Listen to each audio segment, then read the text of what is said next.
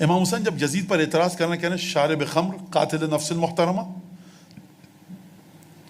یزید برائیاں گنوا رہے ہیں امام حسین یزید کی کہ قتل کرتا ہے، فلاں چیز پیتا ہے، فلاں فعل بد کا ارتکاب کرتا ہے، اور ایچ اینڈ ایوری سن یزید جو ہے ہی ہیز کمیٹڈ، امام حسین فرما رہے ہیں۔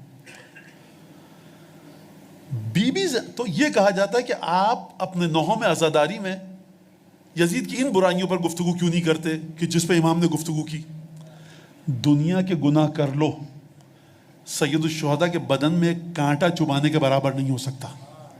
خوب توجہ کیجئے گا آپ، یزید کے بارے میں جو زیارت عاشورہ میں چیز آئی ہے، سب سے عظیم ترین گناہ یہ ہے کہ امام معصوم کے وجود کو نقصان پہنچاؤ، اور سب سے عظیم ترین واجب یہ ہے کہ معصوم کی جان کو بچاؤ۔ خوب توجہ کیجئے اس بات پر۔ اگر یہ بات ہوتی کہ آپ انہی گناہوں کا ذکر کیجئے، یزید کے غلط کیریکٹر کو آپ بتائیے انہی گناہوں کے ذریعے کہ جو سید الشہداء نے بتایا، تو جناب زینب اپنے خطبے میں شہادت مولا کے بعد یہ کیوں فرما رہی ہیں بما تحملت من سفک دماء ذریتہ وانتہاک حرمت عطرتہ؟ تو جب میرے جد کا مقابلہ کرے گا قیامت میں اپنے آباء و اجداد کے ساتھ اور خدا کے سامنے جائے گا، تو ایک گناہ لے کر جائے گا۔ کون سا گناہ؟ رسول خدا کے بچوں کو قتل کرنے کا، اور رسول خدا کے خیموں کو جلانے کا، رسول خدا کے گھر کی خواتین کی بے حرمتی کا۔ اس کا مطلب یہ ہے کہ اس سے بڑھ کر کوئی گناہ نہیں ہے۔ خوب توجہ کیجیے گا اس بات کے اوپر۔ خبردار بچوں کو کبھی یہ مت بتائیے کہ اس طرح سے یزید جو کام کرتا تھا حرام ہے، گناہ کبیرہ ہے، مستحق عذاب ہے۔ شیعوں کو ان گناہوں کے پاس بھی نہیں جانا چاہیے، سوچنا بھی نہیں چاہیے۔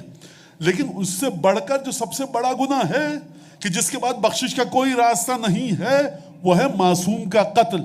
اچھا میں آپ کو ایک بات بتا دوں، جہنمی ہونے کے لیے، ہم فیہا خالدون کے لیے امام حسین کو قتل کرنے کی ضرورت نہیں ہے۔ جس نے آ کر کہا تھا نا، جس نے آ کر کہا تھا 2 محرم یا 3 یا 4 محرم کو کہ نہر پر سے خیمے ہٹائیے، وہ جہنمی ہو گیا۔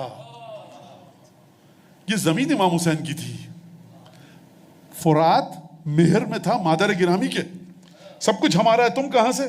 ایک تو یہ شرعی لحاظ سے، اگر اس سے بالاتر جا کر دیکھا جائے ایک مزید ہائر لیول پر، امام معصوم کو تمہاری جرت کیسے ہوئی کہ یہاں سے خیمے ہٹاؤ؟ اور یہ بھی کہنے کی ضرورت نہیں ہے، اس سے پہلے جہنمی ہو چکے تھے۔ جب گھوڑوں کی ٹاپوں کی دھمک آئی تھی نا لشکر کی، جناب زینب اور رقیہ اور سکینہ کے کانوں میں 3 محرم کو، جو یہ بیویاں خوفزدہ ہوئی ہوں گی، اس کے بعد یہ جہنمی ہو گئے تھے۔ قتل حسین ابن علی تو اس مرحلے